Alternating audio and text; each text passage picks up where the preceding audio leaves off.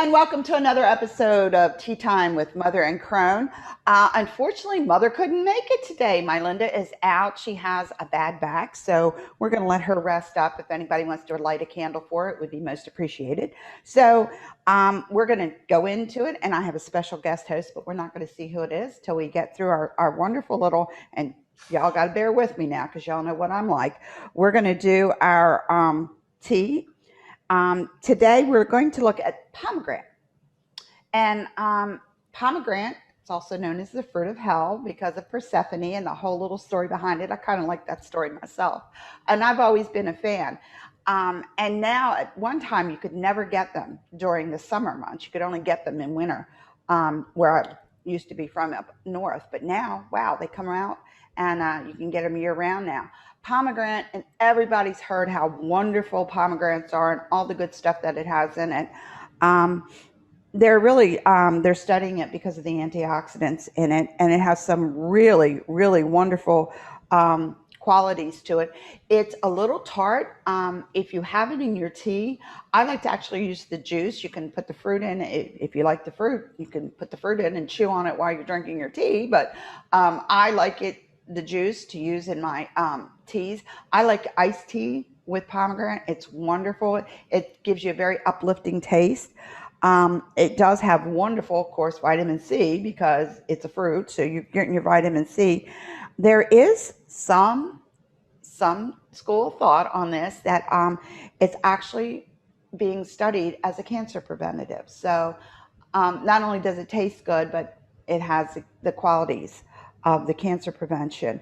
And they're looking at it. They're finding out that the prostate cancer cells, it actually stops the growth of it. So they're doing a lot more studies on it. Alzheimer's, they're claiming that since it's in high concentration, they believe that it helps the memory. So that's another wonderful thing. Digestion, it's great no matter how you have it. It is really, really great for your digestive tract. It's also really good as an anti-inflammatory. It is also great for arthritis. There's a lot of studies being done on it for cartilage and arthritis, so that's a really great one. And heart disease, and it's shown that it improves blood flow and it keeps the arteries from becoming stiff and thick, and that causes a lot of problems as you get older. They're saying that it is also good for your high blood pressure. So I did not know that. And I thought, wow, that's really great. It's for memory, again, with the Alzheimer's. They're saying that it really is good for memory now. So drink the pomegranate and sniff the rosemary, and you're going to have a great memory. The one I love is sexual performance. Yay.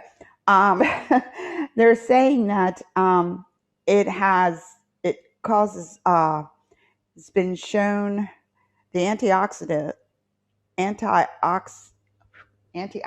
particles of it are showing that it's helping to reduce some women who have infertility. So there you go. And they're also saying that it also increases testosterone levels in men.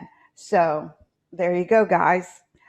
Endurance and sports performance, of course. And they're actually saying that it was used as a remedy in the Middle East for diabetes. So that's an interesting thought. And it's showing that it may help decrease insulin resistance and lower your blood pressure. So all of that combined, they have 15 different ones. So it's really a great thing to have. Now, the seeds you can use, just eat the pomegranate. I like eating them. But you can also use the juice to flavor anything. If you're like doing fruit bowls, you can pour it on the fruit bowl so that it gives it a little bit of the taste. And as far as, and this is interesting, I've got Scott up here, and Scott and I are conferring here on the pomegranate, and it is actually called, believe it or not, at one time, Carthage apple. So that's kind of interesting. The gender is masculine, planet is Mercury, element is fire, and the seeds have been eaten to increase fertility. We just looked at that here, so that's really interesting. It's lucky, magical fruit. Make a wish before eating one, and your wish will come true. The branch pomegranate discovers concealed wealth or will attract money to its possessor. Sounds like a wand to me. Um, oh, yeah. It says women who wish to know how many children they will have should throw a pomegranate hard on the ground. The number of seeds which fall out indicate the number of their offspring. No, with my luck, it would burst and there'd be a million of them. But the branches of the pomegranate are hung over doorways to guard against evil, and the juice is used as a blood substitute or magical ink. So there you go, guys. You got a whole bunch of different ways you can do that. Like I said, it's a really healthy fruit to eat. If you can get it in your neighborhood. Now they've got the juice and the concentrate, so you can just pick it up at the store. You can flavor hot tea with it, iced tea with it, drink it by itself. I find it a little too tart. You can mix it. It's a great mixer with for punches, for, if you want to put like a little 7-Up or Sprite with it, it gives it a bubbly flavor. So that's our herb. It has a lot of good qualities. It's kind of really not an herb, it's more of a fruit, but it was used back in the day as a flavor herb to flavor food. So right there you have it. So today, since I'm here by myself, I feel lonely. I'm going to call on somebody who's going to pop on in just a minute. If he doesn't, I will cry. Our guest today is actually Reverend Tim. Are you there? I'm looking for you. Here he comes. I am here. Hello, everyone. How you doing? I absolutely adore when we get together. Tim and I get together and we get really crazy. And he's been so sweet coming on for me today. And I'm going to let you have the floor and tell us a little bit about you and what's going on in your life. So take it away, Tim. Well, hi, I'm RG, otherwise known as Rev Tim, otherwise known as Tim. I am a professional medium as well as paranormal investigator, and I work close, I help assist with teaching over at Witch School International. I usually do a lot of live streams, and more importantly, I've been writing a book, which is a lifetime job. Well, it's a year in the life where I will be empowering people to become mediums. So really, I've been spending a lot of time focusing on the book. Many people have been asking me where I've been. I'm like writing a book. And I think a lot of times people don't get how difficult writing a book actually is. There's lots of nuts and bolts and behind the scenes work. So it's been a busy couple of months, which is good since we're still on lockdown. How have you been? I have been crazy, doing lots of crazy things. I'm working on actually rewriting books for children's programs. So I've also been in front of my computer forever. So your book, when is it due to come out? We're hoping to release it in October. So it's coming up very soon. So we're hoping to release in really the plan was October. Hopefully we'll stick to that because the pre-orders are now on. So if you haven't yet, please consider pre-ordering at Corellian Publishing. That'd be greatly appreciated. And I'm working with a company called Speak Your Book, where it's pretty much speech to text, only the text part is where the nuts and bolts come in. So there's a lot of work still going on that we're doing, a lot of back and forth, cleaning everything up, but we're planning to release it late October. That is awesome. So can you give us a website or where we can pre-order your book from? Yeah, it's from the CorellianPublishing.com. So it'll be on the main Corellian site under their publishing. So everybody needs to jump on to Corellian. You type it in, it'll come up on your computer, and you can go right to the site and order it from that pre-order. Correct. And it's also available on Speak Your Book as well, which is the name of the company that I'm working with. So what possessed you to write a book? Insanity, I think, took over. At first, it seemed like a good idea. I was like, this would be genius. And I love teaching as well. But it's been, I feel like I've gone 20 rounds with Mike Tyson. No, it's, I wanted to, I was speaking with Ed Hubbard quite a lot, and he was suggesting that I really should write a book. And I was apprehensive at first. And I'm like, yeah, why not? Let's just do it. Since I'm used to teaching without any script. So I just thought, yeah, why not? And there have been a lot of people that have been asking me to teach mediumship classes. So I thought, okay, why don't I just do both at once? Write a book which is focused on a year. And the goal of the book is all 8 holidays, but with a difference. So it's not all about the holidays, but it's all about how you start from one point and we end at another point. So we're starting with all this kind of top heavy, and then we conclude with seances. So we're going to be including tarot. We're going to be including a lot of things. But what really possessed me, I think, insanity. I thought it was a good idea at the time. Probably was a good idea. Well, I a lot of people write books, and a lot of the books, when they're written, I know I bought a million books, and you get like into the first or second page, and you're like, why did I buy this book?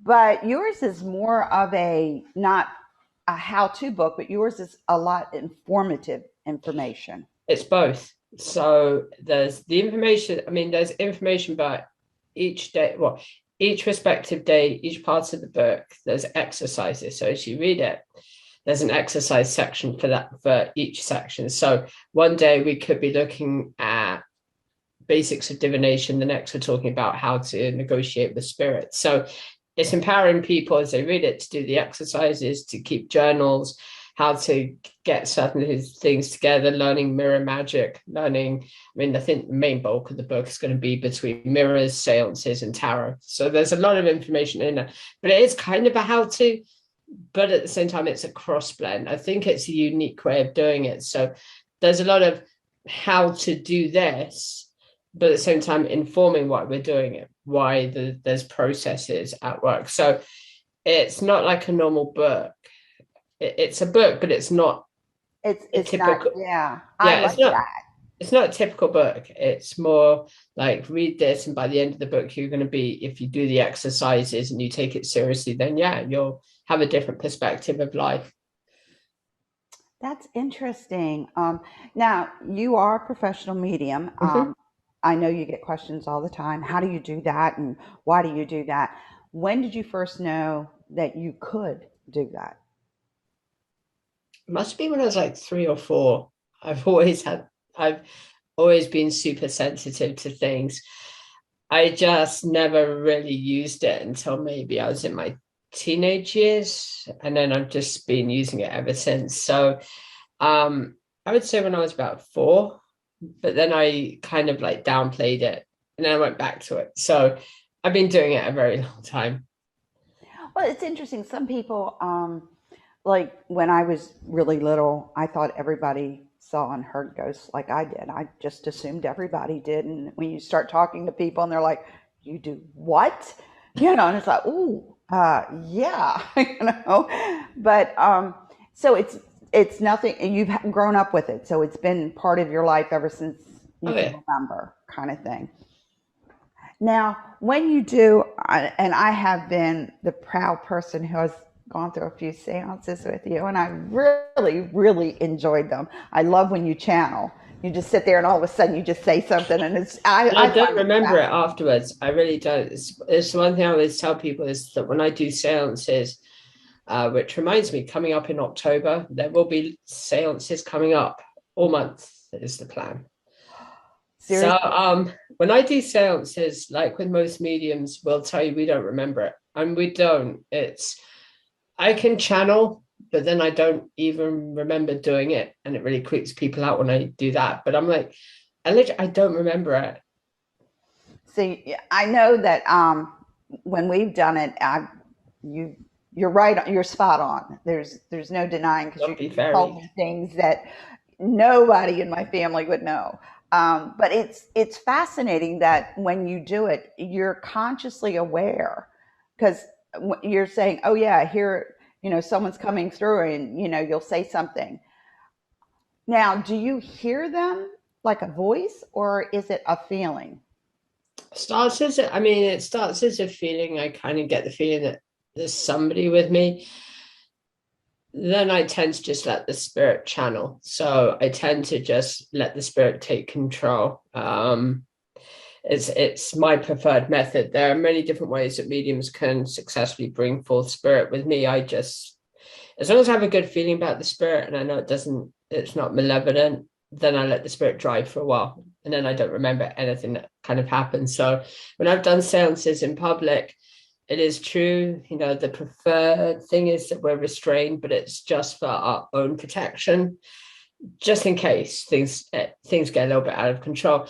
I remember a couple of years ago, I was working with a paranormal group, and they were like, "We want to make sure that you're not restrained." I'm like, "Okay." So I asked them why, and they're like, "Yeah, we just want to prove that that it doesn't work." I'm like, "Are you sure you want to do this?" I'm like, "Yeah." So entered into the seance, and I channeled what it must have been. He was a butcher, and he died in. He was a local butcher, and we were doing the investigation, I think, in where he used to live. And I was telling him, if I channel this guy in life, was a bit of a he was a nice guy, but if you jumped him, he would freak on you. No, yeah, it'll be fine. I channeled, and the feelings, I got a feeling that he was agitated, and I'm like, oh crap, here we go. It turned out that I hit two people without knowing it, and this was me. I'd actually told them, if he comes through and I'm not restrained, it could be a problem. And then I had to tell them afterwards, the spirits don't mean to do it, but they're confused because they're in a new body and they don't understand it, and you're forcing them to come, well, not forcing, but you're asking questions. Yeah, they're going to get volatile. And now that group in the UK refuses to have anybody unrestrained. It's like, nah, we're going to restrain. So you kind of set the standard for that now. Yeah. But when I do it online, I know that it's protected online to some degree because I know what's around me usually. And also there's no danger to anybody that's tuning in, which is why I love using Zoom and the other platforms. Is I already know roughly that the seances I do are 100% safe. I've never had an issue apart from zombie fairies, which is a story for the ages. But I've never had, I know there's this whole stigma about electromagnetic energy and all of this, but I've never had issues doing it online. Person, yeah, it can get a little bit fun. Okay, so with your paranormal group, do you do that here in the States or just over? I've worked with groups around the world. So, yeah, both here in the States and when I was in the UK. So, I tend to be more of a liaison so they can get advice from me. I will tell you, it's not like you see on TV, but we'll cover that in the book. But it isn't like you see on TV. And when you're working with these, especially the newer guys on the block, they want to be the next Zach Bagans or whoever. And at the end of the day, I always tell people, okay, first of all, you're not going to see a full-bodied manifestation. Second of all, most of the stuff you're going to take doesn't even work. And then they get really mad at me. I'm like, use the most basic things. You don't need to break sort of the bank. And a lot of groups tend to get very like, we need this. And I'm like, no, just take a tape recorder. You'll be fine. It'll be fine. Yeah, I'm a fan of a couple of the paranormal shows. I like watching the shows because I like the people that are doing it, not necessarily what they're doing, but they add flavor to the show. I mean, Yeah, but it's the danger is when you are dealing with with the endless afterlives, and you're working with the paranormal. The danger is making that into an entertainment, because at the end of the day, that's somebody's loved one. It's a relative. And this is the message that I always tell paranormal groups is, at the end of the day, yeah, you're a showman if you're doing it on television, but respect is key. I know Zach Bagans is he's a great guy, but I know he respects what he does and he respects what he works with. So I know with like Ghost Adventures, they're paid a lot of money to sometimes overhype things, to throw a little drama in. I've done investigations where nothing's happened. I went into the old Rams Inn, really good example of when nothing happens, right? As it did the old Rams Inn in the UK, which is on a crisscross of ley lines and is considered to be Britain's most notoriously haunted home. And it was in a downtime of the energy. We were there overnight and nothing happened. Go back the next day, then literally everything went wrong. And then went back the next day. And yeah, it was nicely acted. So what you see on television is they edit it over a couple of days. It's never like one overnight. So on some of their shows, they make it look like they're there just for one night. They're actually there for a couple of days. Yeah, sometimes the spirits will cooperate and sometimes they just don't. And sometimes they will give you a run for your money because they'll effectively troll you. And I've had that happen to me. That's not the nicest experience, especially when spirits tend to get frisky. Like I've had spirits pull my hair before. It's never fun. In fact, I hate when they do Your that. hair go when we've done these things. I've seen movement. The bedspread came right off the bed one time. That was fun. Yeah, it was interesting because you couldn't see it. It was behind you. And I'm watching this bedspread come off your bed, and I'm like, oh my gosh, and you're just going right on and just go, look behind you.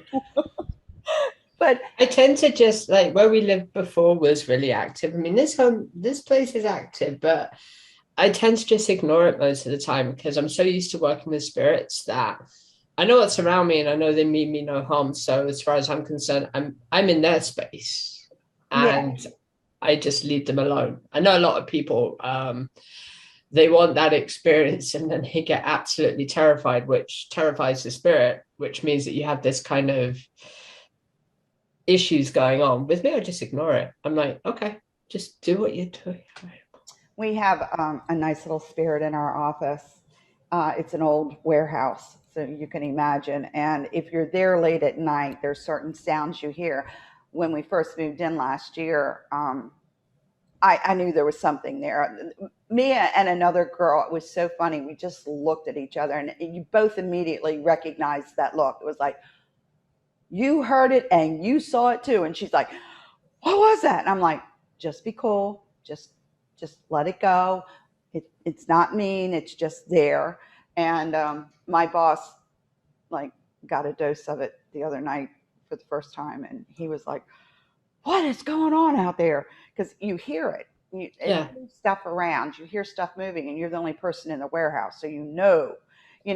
He was putting it off. He says, "I've heard this noise before," and I said, "Oh yeah, I'm sure it's just the mice running around." And you kind of do Very that. large mice. Oh yeah, sure, mice. And it's like, no, it's not. But I know a lot of people kind of feel like, and now that witchcraft and everything's coming out more and more in the open and people are becoming more, I don't know, aware or just more open about the subject, but a lot of people are like, oh, can you come over and see if my house is haunted? And I get that a lot. do you really? Yeah. One of the things with like buildings, especially if you are hearing noises, is it's not that the spirits are active at night, because they're active all the time. It's a replay of energy when they're strongest. So what buildings need is it's electromagnetic energy to generate the activity starting. If you were to go and find where you think the noises were coming from, you wouldn't find anything. It's a replay. It's all it is. I mean, there are intelligent spirits. Those are far more, I mean, those are rarer. But really, when it's a replay, it's replaying in the time that exists within the spirit realm. So in the spirit realm, it could be something like 9 o'clock in the morning, 10 o'clock in the morning. In our time, it's completely different. So it's a lot of people always think that spirits are active at night. Really, they're not. They're active all the time, and it just takes time for that energy to make itself manifest. And you'll never really see a full-bodied manifestation. you'll get an inkling for it, but it's usually in your mind, because it takes a lot of energy for the spirit to make itself truly form. You know, people, I will say now, especially in 2021, with the virus of unspecified origins, the veil between the living and the dead's pretty much gone. The afterlife was never designed for this much death. And with all the wars going on with COVID and all of this, the system's messed up. And now people are seeing it, that they're actually experiencing it. And I think for the first time, a lot of the skeptics, don't get me started on skeptics, but a lot of times skeptics are now, oh, maybe they were right. Maybe there is something out there. But again, people want the experience, but at the same time, they get absolutely terrified by it. It's like, I think our home is haunted, and you tell them it is. And it's like, oh my gosh, are we going to call every single priest that we could possibly find? I'm like, nah, just deal with it. Be fine. I find too, when you say they don't manifest at a certain time, usually you hear them more at night because you're quieter. Yeah, and there's no distractions. And so your mind is more open to it. They're really there all the time, but it's just when you're, for some genetic reason, when it turns to night, our mind is naturally less on, I would say, attack and defense mode. During the day, we've got all of these senses and everything going on around us, but at night, we don't have it because we're so used to that kind of calm type thing that now we're aware of it. But really, during the day, everything's happening always around you. It's just we're unaware of it because we don't want to see it. Like I said in my book, your eyes will deceive you. Your eyes are, if your mind, and we have to remember, right? Like your eyes and your mind are a biological construct.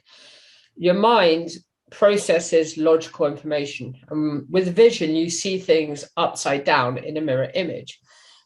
With that, the biology of the human body, right, isn't designed to see paranormal. It's designed to see things on a very set visual spectrum, and that is the spectrum of light.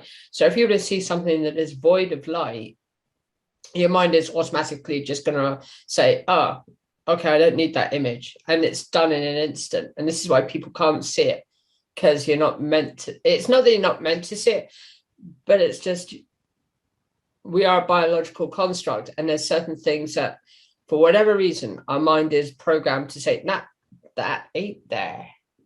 It's kind of like reading stuff upside down or filling in the blank. Your mind does that without you realizing you're doing it, and it fills in. That tends to happen too. You see things through your experience, so your brain can only function and focus on it through a prior experience. It's kind of like when two people witness something and the police get statements and you look at them and you're like, okay, were you guys on the same planet when this happened? Not even at the same spot, because they're so different. But it's how your brain is recording. It's recording by experience. Not the only true set is a camera, because it records exactly what's going on. But your brain just winds it in. The car was green. No, it was blue. No, it was orange. Whoa. Did y'all see a car? No. And that's eyewitness statements. I was a notary and I used to do depositions occasionally. And I took 2 depositions and I literally thought it was 2 cases. It was the same case. They were describing the same thing. They were so different. And I was really confused. And the psychology behind it, since I'm a psychologist, I actually were taught that, and it's just from your experience. So if you've never experienced it, your brain doesn't know how to file it. I'll tell you something funny that happened at work. I work in a nursing home which is haunted. But the funniest thing is we had The doctors were there, two nurses and the residents, right? So we're all standing around talking just before they were going out for smoke break. And there's this phone, really old-fashioned phone, starts ringing. And somebody made the point, oh, it's just a ghost. And I was like, and I said, yeah, you think? So I go over to the phone, pick it up. It's really cold. And I'm like, oh, okay, what the hell is going on with this phone? So then they decided to call the phone company to go and fix the phone. The phone guy comes in and he takes the phone off the wall and it starts ringing again. And I'm like, yeah, that isn't going to fix the problem. And it turned out, I practice psychometry. So I'm like, say, here, let me have a quick look at the phone. So I didn't tell anybody what I was doing.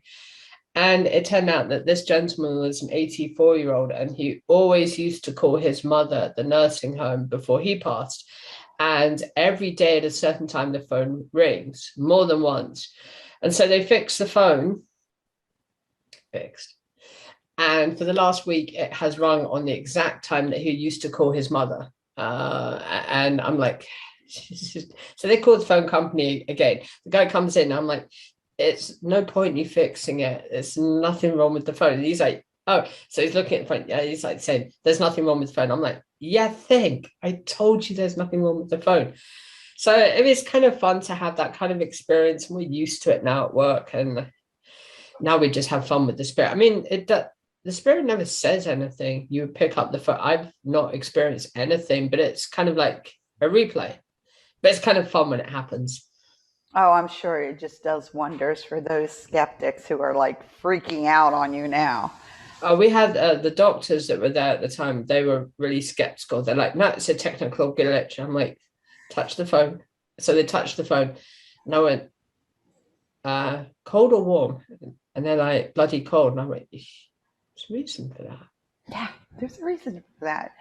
So when you do your shows, because you do your podcasts, I know I try to catch them when I see them. Is there a particular subject, or do you something just strikes you and you just do it? Something just strikes me. Yeah, I mean, I just get random ideas and I just do it. But nothing I do is ever scripted. So it's like everything is coming from my knowledge. So I just get random ideas and I'm like, yeah, let's just do it. I was asked that by someone who watches your shows, and they're like, he just like gets on there and talks, and it's all of this knowledge, and I'm like, yeah, that's what happens. So I wanted to put. It's how I roll. It's how you roll. There you go. It is fascinating, though. I love your shows. I really do. You not only what you present, the way you present it, because you make it fun. Yeah. But there's so much knowledge. It's like, it's like, wait a minute, slow down, replay that, and that's why I like it on my phone, because I can go back and play it and listen again, because you cover so much information. I try. You do. And your shows are really, really cool. I know a lot of people, we all look forward to them and we really enjoy them. When you do readings, because you do tarot. Yes, I do. Is there a particular type of tarot card that you prefer, or you just pick up any deck and do it? That's a really good question. I have my personal deck, which is the Ravens deck, which is otherwise known as the Crow's magic deck, which was gifted to me many, many years ago by a former member of the tradition. But I also am currently working with Tarot AI and the Infinite Tarot, which is a unique system, which I absolutely adore. So there's lots of new different ways to do tarot. But when I've done private readings or online readings, like we did the Psychic Fair last year, I would be using my own personal deck. And the thing is, I'm still able to do good readings for people, even though we can't do it in person. And I actually miss the in-person readings, but using Zoom and everything, still get a really good response. And I always tell people, tarot is super subjective, but you already know the answer to what you're asking, but you just need a subtle hint. And that's how tarot works. And I also love teaching tarot. So my deck is actually over here. I should just quickly fetch it. So this is my deck, which is my oldest deck. And that's the one that I do private readings with. I just find it a good deck, but I also use Tarot AI as well, or the Infinite Tarot system, which is an equally good deck. In fact, the Tarot Hecate is a pretty good deck to use.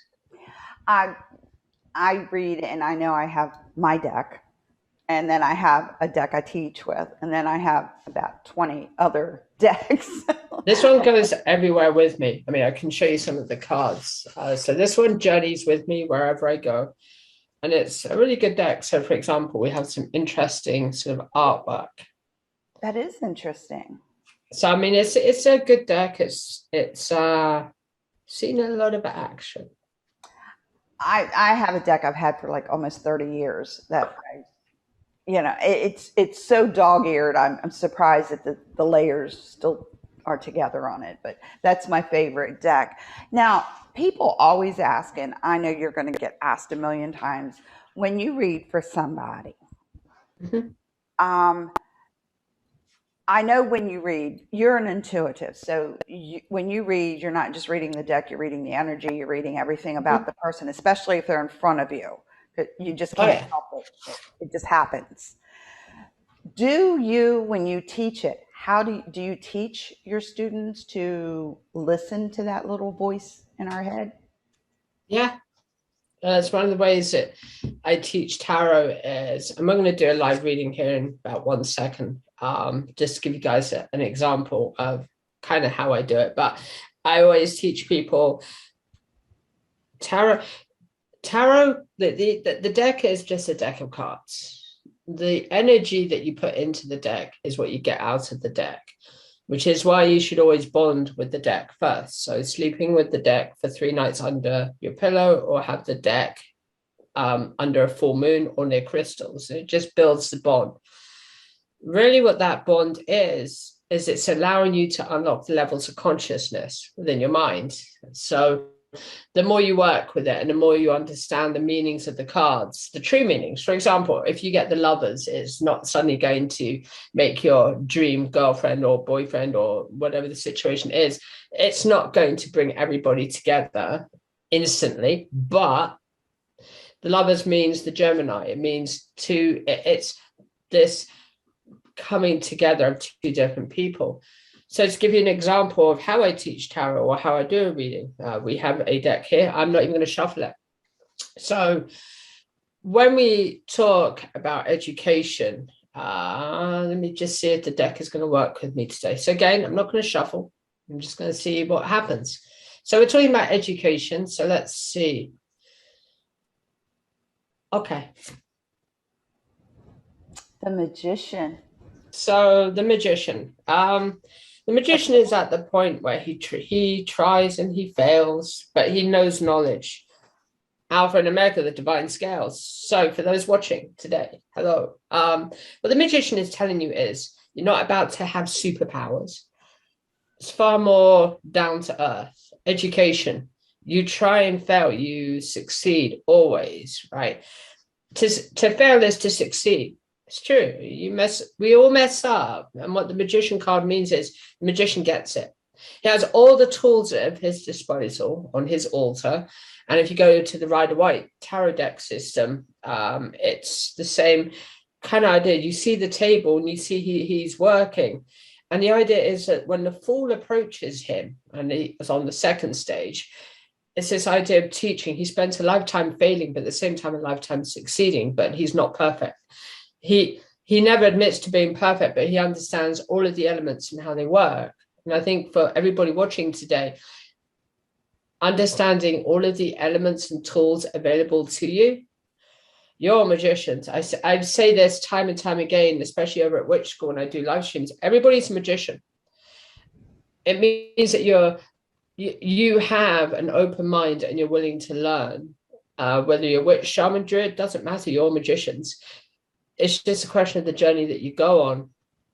It really is. So I will do a second reading just to prove that wasn't a fluke. which usually doesn't happen. So I just thought, do a live reading for everyone today and see what we can come up with. All right, boom. We have the Hanged Man. So confusion, feeling trapped, right? Again, I'm not even scripting this. This comes from knowledge. Really does.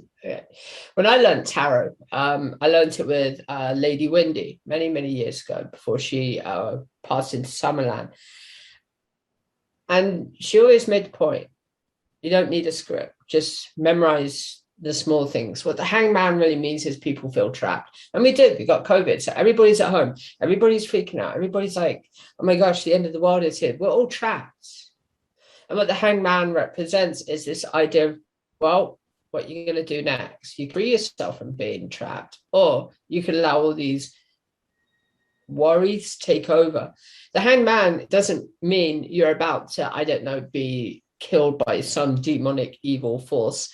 No, it just means you feel trapped, you're overwhelmed, you don't know what to do. Hanging upside down is never comfortable because you can't move past it. This card is good, is pretty, I would say that this card has been seen by many, many readers right the way through last year and half of this year, because everybody feels trapped. And because they do, now it's like, oh my gosh, what's going on? So yeah, I just wanted to do a quick reading just to... Yeah, I love that. I love when a group of witches get together because we all bring our tarot cards and everybody reads for everybody. And it's... I was thinking of getting like a mini tarot deck and putting it on a necklace and be like, mini card. So you can just pull the card out when you're out. That's the first question. As soon as someone finds out that you are quote unquote a witch, the first thing, everybody assumes all witches read tarot. We don't, not all. No, not at all. I mean, tarot is a part of eclectic paganism, and it has been for many, many, many years. And really, tarot has its... there's a couple of schools of thought on tarot. The first school of thought is a deck is a deck is a deck, and that's the Mediterranean version. But real tarot started with our friends, really with the Moors, who created the Saracen deck, who splintered off from the Islamic Empire, made their way into Spain, had the run-in with Ferdinand and Isabella. Ferdinand had a version of the Saracen deck, and we were talking about Ferdinand and Isabella on a stream the other day, and Ferdinand was mystic. And in fact, somebody requested that I talk about the Illuminati, which was started by Maria Santo Domingo, and she had a copy of the Saracen deck, and she was always spot on. She actually was a member of the Dominican Order, and she was trolling the Catholic Church to begin with. But no, tarot has always been associated with not just the Moors, but really the well-to-do, the nobles. It was seen as a way to, at first, yes or no, the 8-ball, right? This is the reason why the 8-ball exists, is yes or no. Is something going to happen or not? Then over the course of time, tarot modified itself into the Major Arcana and the Minor Arcana. The Major Arcana deals with your journey, like we learned about the Magician, the Hangman, and all of this. Minor Arcana is far more about, now you got the journey going. The Minor Arcana is, hey, yo, this is everything affecting you. So when we learn about the Minor Arcana, it's everything from personal issues, sex life, work life, drama life, you name it, it's probably got it. Too bad Disney haven't marketed it yet, but they might. But no, I mean, things for ourselves. Tarot has, it's not just a witch thing. It's people see tarot now as a witch thing because it's, they see it in television, they see it in movies, but really no. It's a small part of witchcraft, but it's not a major part. Witchcraft is really to do with living a life of balance and being a part of nature. And I've had many people say witches don't exist because you're on the cryptid list. And I say, well, there's a reason why we're on the cryptid list, and it's the Catholic Church, but don't get me started on that. No. But yeah, I mean, witches tend to spend their time just being members of communities, and they spend their time doing what we've done for thousands of years. We're farmers, we're natural gardeners, we're tied to the wheel of the year. We understand how to plant in certain rotations, and then we have the holidays. And American witchcraft is not the same as, European witchcraft is older, but American witchcraft has become more focused on divination, whereas European witchcraft is all over. I mean, if you were to go to let's pick somewhere which I know is super active these days, so let's just pick Portugal, because it's a big movement in Portugal at the minute.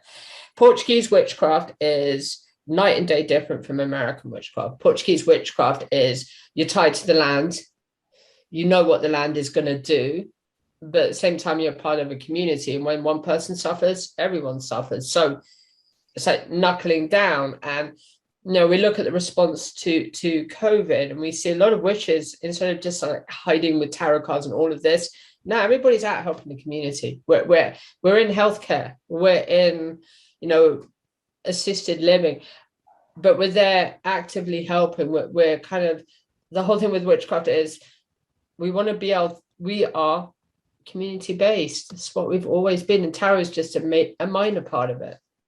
I hear that a lot, and I know a lot of witches who don't read tarot, who do. I know a lot of herbal witches and stuff like that. I didn't know I was a witch until I got a little bit older, but I've always played with tarot since I was very, very young. Tarot was a deck of cards. Like you said, it was a deck of cards. And I actually learned to read from a deck of cards. So for me, it's always been there. So I don't necessarily see it as part of my witchcraft. It's like I crochet. So I do other things. I love that when people, well, what do you do? You're a witch. I eat, I sleep. I gotta work. I work 8 hours a day. It's funny how people, I guess they must think we're independently wealthy. I wish, it's like, that would be really cool if I could just practice witchcraft all day. That would be like, oh, I've had people say, if you're a witch, why can't you make money appear? And I tell people, because we know the laws of magic. A bit more about me is I'm also, I'm a clergy witch for the Crone tradition, but I'm also, as a side gig, I also have studied hermetic magic, so ceremonial magic, but I studied the Solomonic version, not the Order of the Golden Dawn is great, but to some extent, because the way they teach is very stringent. But the way I learned it was through the books of Solomon and really studying what he truly meant, which is, now you can't just make things manifest. Solomon was only wealthy because of his status. He never made anything manifest, and in fact he forbade his children, who all named Solomon, he forbade his children from using magic to that extent. So now as witches, we can't just make things manifest, because we know the rule of three, and we know what happens when we misuse magic. It would be great. I mean, it would be kind of cool to make a spell, and yes, we do spells in witchcraft, but it would be good to make a spell to get rid of COVID. The reason why we haven't is it's not our job to alter fate. It's our job to just to do what we've always done, and to continue to develop ourselves mentally, physically, and spiritually, not to mess with things out of our control. Yeah, that's interesting. The clergy part gets people. Yes, it does. I've been an ordained minister for quite a number of years, and it's like stories. Just kidding. Oh yes, I'm so old. But people are like, "You're a witch," and I'm like, "Yeah."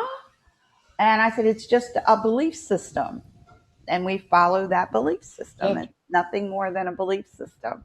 And people, like, I never tell anybody. They usually come up and like ask questions. And you answer these questions, and then they start getting to know you, and then they find out you're a witch. It's like, oh my God, I didn't know you were a witch. And I'm like, that's like saying if I were Protestant or Catholic. Yeah. It's the same thing. I wish we could, be independently wealthy and then just sit around all day and read tarot. That would be fun. Cool. I mean, the whole thing with clergy is people are so used to the word clergy from the Christo-Judeo world that they don't realize that paganism was doing it long before.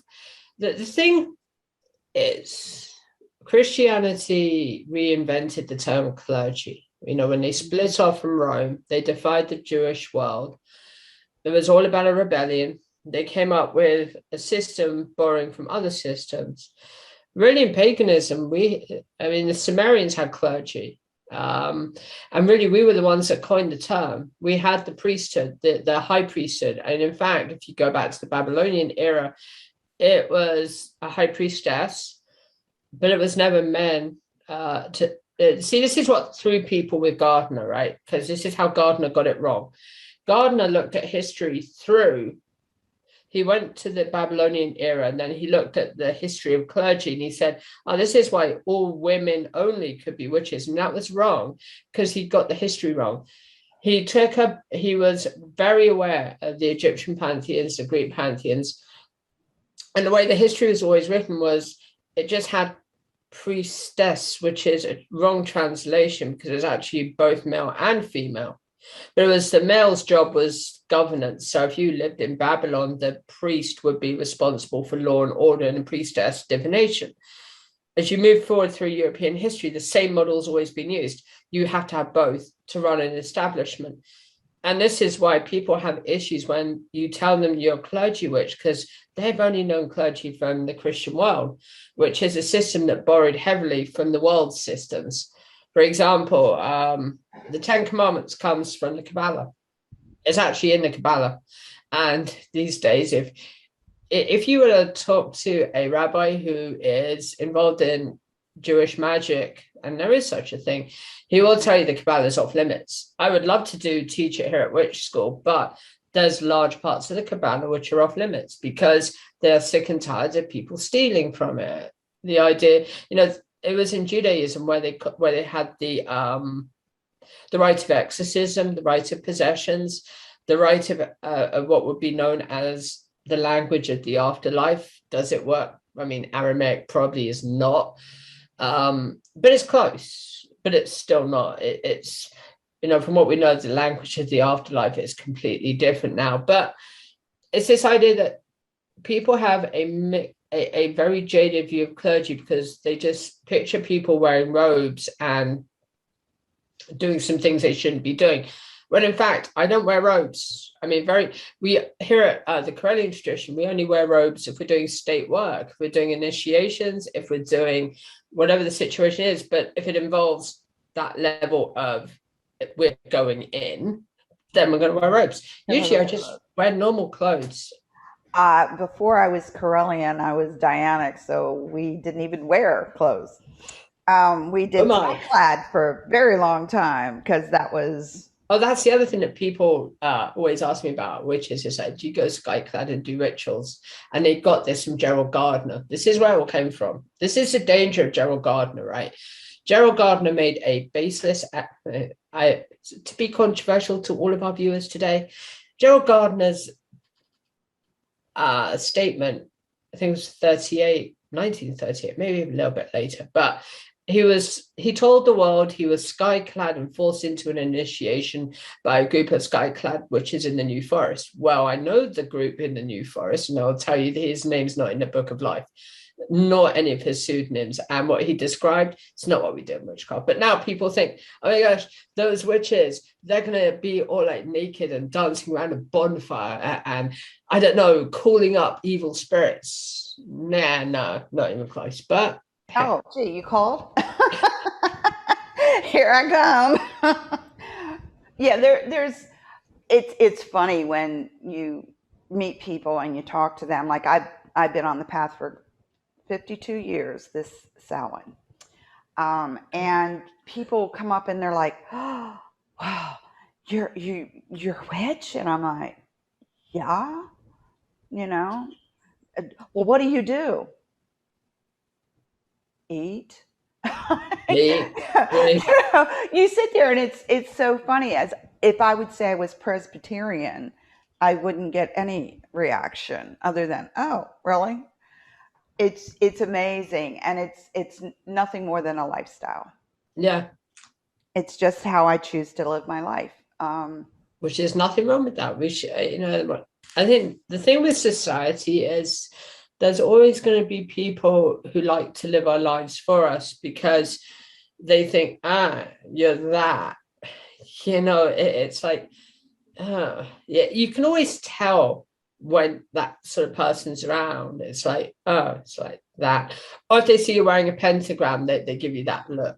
And it's always like I wear mine at work. I'm proud of what I am, right? And people are like, is that a Star of David? And I'm like, if you want it to be, yes. I had many years ago, I was at university and I had a history teacher, PhD history teacher, say that my pentagram was the Star of David. So she thought I was Jewish. This is a highly trained historian who deals in Kabbalistic history. And I'm like, no, the Star of David is not a pentagram. It's 6 points. Tiny little difference. And she's like, oh, so what are you then? I went, well, I'm a witch. And she gave me that death stare because it was a Catholic school. So she gave me that death stare and I'm like, oh boy, here we go. Like the ignorance level is shown. Isn't it amazing? When we meet people, a lot of times they have like feelings and no one has ever put a name to it. No. Your intuition, like I'm NCIS freak, so it's Gibbs gut. What's your gut tell us? And everybody has it. It's a tool, but it's a muscle, and if you don't flex it and use it, it goes away. Which is why it's in my book. So in my book, we do exercises on empowering your intuition. And one of the people I'm working with the book, I think had you could tell just by looking into her eyes that she was doing the exercises. So you can always tell when people are using their intuition. A lot of people also think wrongly that it's a mental health thing, right? Hearing, like that inner voice in your mind, and they think, oh my gosh, I'm going mad and I need to be on chemicals and all of this. And really, no, listen to your intuition. No, it's there. It's funny. I know a counselor other than myself who is pagan in Baltimore, and he was like, he has some pagan symbols in his office because he is, and people assume that they're ancient, like hieroglyphic things, and when he tells you, I mean, he just comes off with it, and you're on the floor laughing when he's talking about it because the way he's like, these people think I've got like, ancient symbols and on, and he's like, like, my corollium here, and he's like, oh, it's an ancient symbol. Yeah. And we laugh about it because people do that, assume. Yeah. And they like, oh my gosh, and it's like, and I always joke with him because being pagan, I said, oh, well, how many voices are you hearing today? Little things like that. We laugh about it because he's had people come in and, their intuition, and they're telling him, oh, I get this feeling and I don't know what to do. And he said, what's feeling tell you to do? And it's like, you've had it all your life. Just use it, and if more people listen to their gut or their little brain up there, you would be amazed that we might have common sense. God forbid common sense in 2021. Please. I mean, that's almost a dirty word anymore, with millennials especially. Showing my age. I know I get so frustrated sometimes with some young people, but when we express ourselves as we do, I find most people who are in witchcraft now years ago, it was not what it is now. You had a lot of people that weren't accepted anywhere else, and this was like the dumping ground. Yeah, a long time, and now we're finding out doctors and lawyers and psychologists and all are now pagan, and it's like people are freaking out, like, oh my God, you're a doctor and you're a pagan. Well, yeah, the world used to be pagan. I mean, like I said before, when when you had the rebellion that started out of the demise of Rome and pretty much, yeah, what, how the Christian world came to be. Paganism has always been a thing, but it was never called paganism. It was just a shared universal religion. I mean, you could Everybody call had it, it. yeah. I mean, you could call it heathenry, you can call it whatever it is. And the reason why people are going back to it or returning home, per se, is a new term, is it's very simple. Nobody's buying into certain religious systems anymore. The systems that were in place are, I mean, I'll be brutally honest, the Catholic system's outdated, no longer works, and has caused nothing but division in society. And people are not buying into the system. If you look at the evangelical movement, it's all about making profit.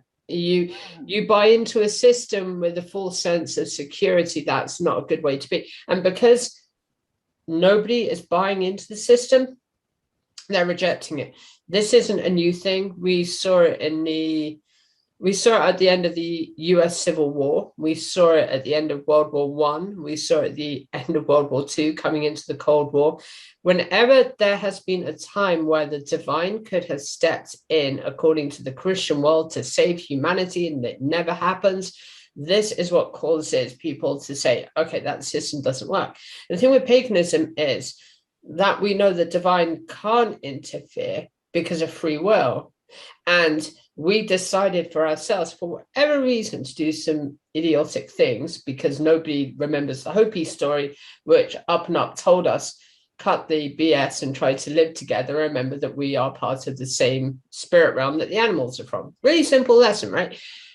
But now we decided for whatever reason we would want stuff. And a really good example of the Hopi story coming true was the First World War, where it was a war of stuff. I've got stuff, you've got stuff. I've got guns, you've got guns. Well, what are we going to do now, boys? I know. We're going to come together and have a bit of a battle. What could possibly happen? Oops, millions dead.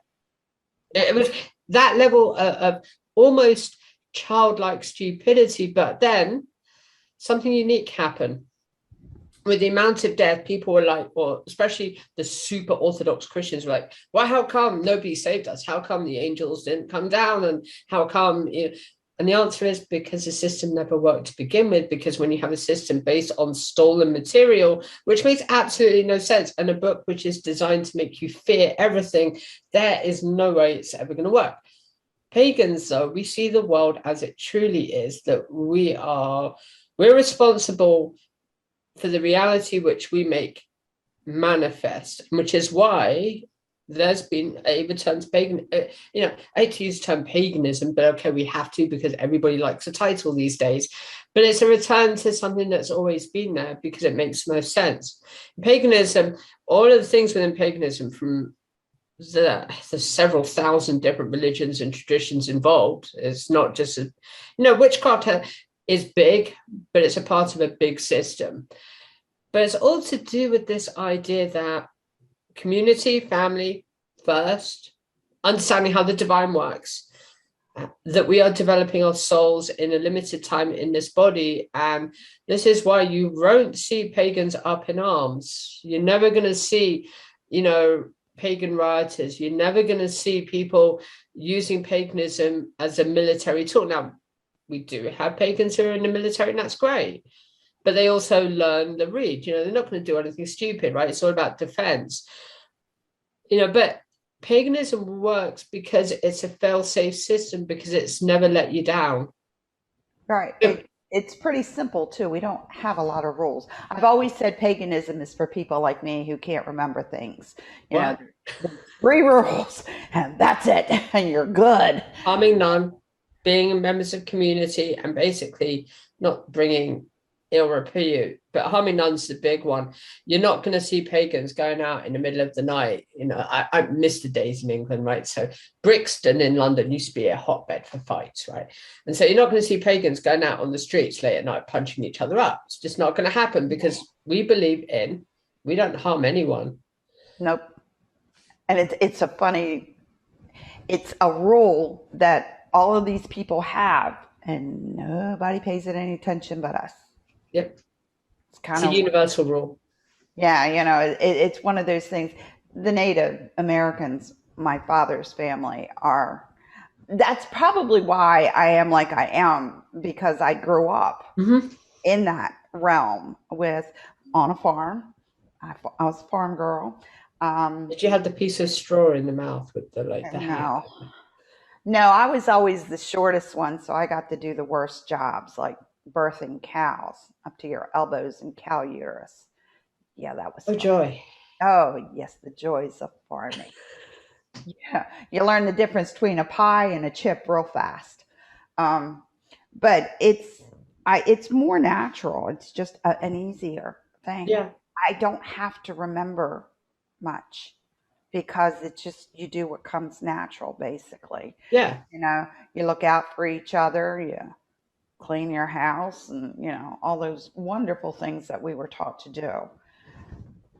Now, before we leave, I'm rearranging my desk here. I have everything on my desk, of course. We are going live with the show on Saturday afternoon. We'll see the show. Your book, again, is on the Crone website. Go onto the website In so the you can publishing part, yeah. pre-order it in the publishing part, so you can pre-order the book and make sure you get a book that way. I know there's several Corellians writing books, and there's quite a list of ones that have already been written. So go on the website. This is a great place to find some really good books.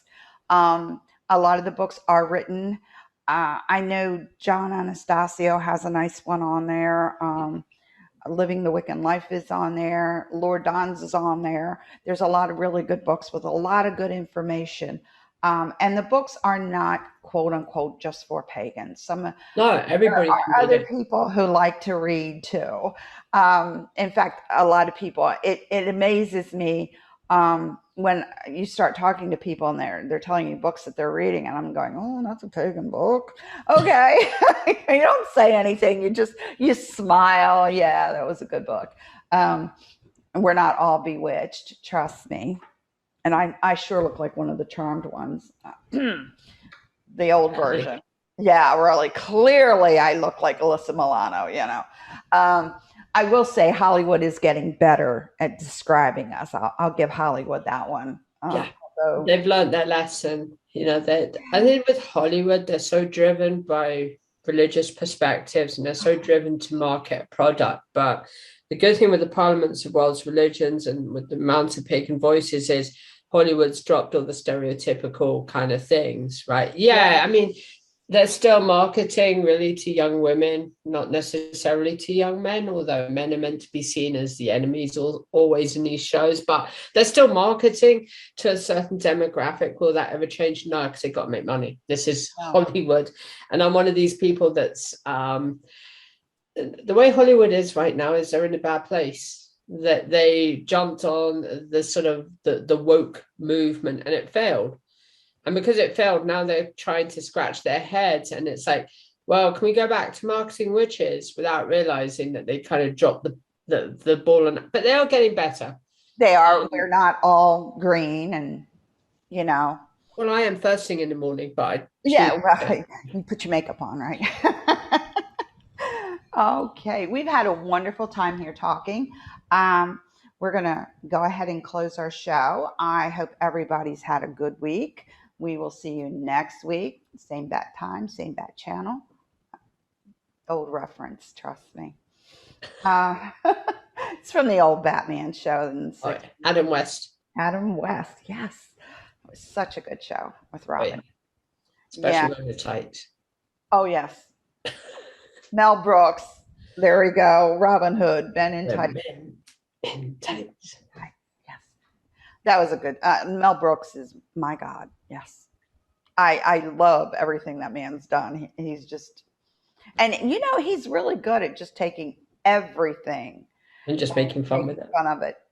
There is nothing sacred, and I think that's why I love him, because he just has fun with everything. I mean, if you've ever seen any of his movies, there is nothing sacred. No. Too bad you can't do that anymore. People get. Oh my gosh. We grew up with Mel Brooks and all of that. How did we get so sensitive?